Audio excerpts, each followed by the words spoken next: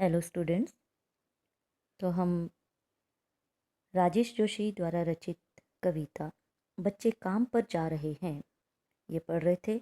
और इसका हमने पहला पद्य हमने पढ़ा, उसका भावार्थ जाना और उसमें से मैंने कुछ प्रश्न किए थे। तो आइए उन प्रश्नों के उत्तर हम जान लें। तो देखिए, पहला पद्य था, कोहरे से ढकी सड़क पर बच्चे काम पर जा रहे हैं। सुबह सुबह बच्चे काम पर जा रहे हैं। हमारे समय की सबसे भयानक पंक्ति है यह। भयानक है इसे विवरण की तरह लिखा जाना चाहिए इसे सवाल की तरह। काम पर क्यों जा रहे हैं बच्चे? तो इसमें से पहला प्रश्न जो किया गया था वो था आपका, कवि ने समय की भयानक पंक्ति किसे कहा है और क्यों? ठीक है, कवि ने समय की भयानक पंक्ति किसे कहा है और क्यों कहा है? ठीक है, तो देखिए उत्तर इसका, कवि ने बच्चों द्वारा मजदूरी करने की विवशता को अपने युग की सबसे भयानक समस्या कहा है। उसके अनुसार हर बच्चे को बचपन में खेलने, कूदने और पढ़ने लिखने का अवसर मिलना चाहिए। ठीक है, ये पहले प्रश्न का उत्तर था।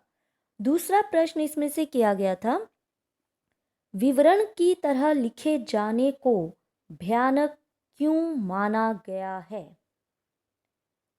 तो इसका सही उत्तर ये होगा कि विवरण की तरह लिखे जाने का अर्थ है सामान्य सी बात। ये बड़े ध्यान से सुनिएगा, ये प्रश्न बार बार आता है। विवरण की तरह लिखे जाने का अर्थ है सामान्य सी बात, यानी रूटीन जीवन की बात। लेखक इस बात को बहुत भयानक मानता है कि लोग बाल मजदूरी की समस्या सुनकर चौंकते नहीं, चिंतित नहीं होते। वे इसे सामान्य सी बात कहकर नजरों से ओझल कर देते हैं। तीसरा प्रश्न, सवाल की तरह लिखे जाने का आशय स्पष्ट कीजिए।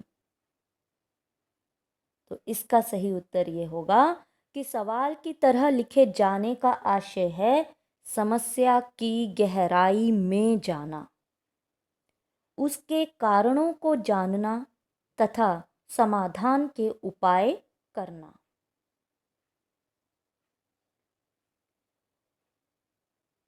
अगला प्रश्न जो किया गया था वो था, कवि की पीड़ा का विषय क्या है? तो उत्तर है, कवि की पीड़ा का विषय है बालकों का मजदूरी करने को मजबूर होना। कवि की पीड़ा का विषय है बालकों का मजदूरी करने को मजबूर होना। और अगला प्रश्न था, कोहरे से ढकी सड़क पर बच्चों का काम करना क्यों चिंता का विषय बन गया है? तो इसका सही उत्तर यह होगा कि कवि चाहता है कि बच्चों को अपने विकास के लिए पढ़ने और खेलने का अवसर मिलना चाहिए, इसलिए उनका कोहरे से ढकी सड़क पर काम करने के लिए जाना चिंता का विषय बन गया है। चलिए अगले पद्य की ओर बढ़ते हैं। तो पहला पद्य हमने पढ़ा, समझा, भावार्थ ध्यान से सुनिए, प्रश्नों के उत्तर ध्यान से सुनिए, याद रखिए। ठीक है, चलिए अगला पद्य है, क्या अंतरिक्ष में गिर गई है सारी गेंदें? क्या दीमकों ने खा लिया है सारी रंग बिरंगी किताबों को? क्या काले पहाड़ के नीचे दब गए हैं सारे खिलौने? क्या किसी भूकंप में ढह गई हैं सारे मदरसों की इमारतें? क्या सारे मैदान, सारे बगीचे और घरों के आंगन खत्म हो गए हैं एकाएक? तो देखिए, वैसे शब्दावली इतनी मुश्किल नहीं है। तो अंतरिक्ष का यहाँ पर अर्थ है, अंतरिक्ष यानी आकाश यहाँ पर। और भूकंप, ठीक है, भूकंप, भूकंप तो पता है, भूचाल को कहते हैं। मदरसों से मतलब यहाँ पर विद्यालय से है, मदरसा यानी विद्यालय। एक का मतलब अचानक। तो आइए अब इस प्रस्तुत पद्य का हम भावार्थ जानें। देखिए, कवि बाल मजदूरों को गहरी धुंध में काम पर जाता देखकर प्रश्न पूछता है। ठीक है, इस प्रस्तुत पद्य के द्वारा कवि बाल मजदूरों को गहरी धुंध में काम पर जाता देखकर प्रश्न पूछता है, ये बच्चे काम पर क्यों जा रहे हैं? क्या इनके खेलने के लिए गेंदें अब नहीं रहीं? क्या सारी गेंदें अंतरिक्ष में क्या सारी की सारी गेंदें आकाश में गिर गई हैं?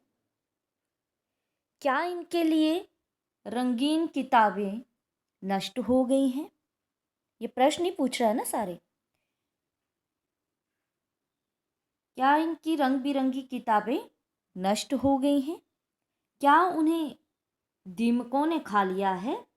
ठीक है, क्या उन्हें दीमकों ने खा लिया है? क्या इनके लिए खिलौने समाप्त हो गए हैं? ठीक है, क्या इनके लिए खिलौने समाप्त हो गए हैं? वे किस काले पहाड़ के नीचे दबकर नष्ट हो गए हैं? क्या इनके लिए विद्यालय नहीं रहे? क्या इनके लिए विद्यालय नहीं रहे? क्या विद्यालय किसी भूचाल की चपेट में आकर नष्ट हो गए हैं? इनके खेलने के लिए खुले मैदान होने चाहिए, बाग बगीचे होने चाहिए और घरों के खुले आंगन होने चाहिए। ये सब के सब कहाँ नष्ट हो गए? ठीक है, एक बार फिर से इस प्रस्तुत पद्य का भावार्थ ध्यान से सुने। कवि बाल मजदूरों को गहरी धुंध में काम पर जाता देखकर प्रश्न पूछता है, ये बच्चे काम पर क्यों जा रहे हैं? क्या इनके खेलने के लिए गेंदें अब नहीं रहीं? क्या सारी की सारी गेंदें आकाश में गिर गई हैं? क्या इनके लिए रंगीन किताबें नष्ट हो गई हैं? क्या उन्हें दीमकें खा गई हैं? क्या इनके लिए खिलौने समाप्त हो गए हैं? वे किस काले पहाड़ के नीचे दबकर नष्ट हो गए हैं? क्या इनके लिए विद्यालय नहीं रहे? क्या विद्यालय किसी भूचाल की चपेट में आकर नष्ट हो गए हैं? इनके खेलने के लिए खुले मैदान होने चाहिए, बाग बगीचे होने चाहिए और घरों के खुले आंगन होने चाहिए। ये सब के सब कहाँ नष्ट हो गए? ठीक, अब इस प्रस्तुत पद्यांश में से जो हमने आज पद्य पढ़ा उसमें से प्रश्न, पहला प्रश्न, कवि गेंदों के खत्म होने का प्रश्न उठाकर क्या कहना चाहता है? दूसरा प्रश्न, कवि की हताशा और निराशा का क्या कारण है?